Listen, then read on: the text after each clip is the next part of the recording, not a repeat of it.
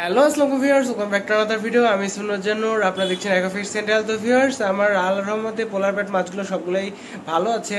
তো ভিউয়ার্স, আমি গত যে ভিডিওটা ছেড়েছিলাম সেই ভিডিওতে আমার পোলার প্যাট মাছগুলো খুবই সিক এবং অসুস্থ হয়ে গিয়েছিল। এর মূল কারণ হচ্ছে আমি যে আরটিপি মাছগুলো নিয়ে এসেছিলাম সেই মাছগুলোতে হয়তো ব্যাকটেরিয়া বা ভাইরাসে আক্রান্ত ছিল। তো যার ফলে একটা মাছও বাঁচেনি, সবগুলো মাছই মারা গিয়েছে। তো লাস্ট যে মাছটা মারা গিয়েছে সেই মাছটাকে আমি নিয়ে এসে এই পোলার প্যারট মাছের ট্যাঙ্কে দেই।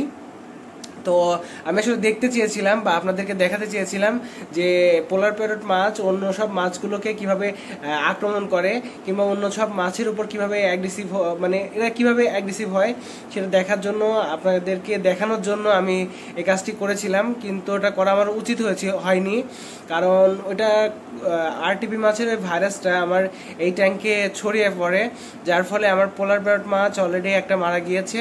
তো সাথে সাথে আমি যখন টের পাই যে মাছটা যখন মারা যায়, সাথে সাথে আমি করি কি, পানিটা 90% ফেলে দিয়ে ওই 10%-এর মধ্যে মিথাইল ব্লু এবং লবণ দিয়ে রিসাইকেল করে দেই। মোটামুটি আল্লাহর রহমতে সবগুলো মাছই আমার সুস্থ আছে। তো ভিউয়ার্স, আমার বড় ট্যাঙ্কের কোনো রকম ভিডিও আসেনি। খুব শীঘ্রই আমার বড় অ্যাকোয়ারিয়ামের বা বড় ট্যাঙ্কের যে ভিডিওটা নেক্সটে আসবে।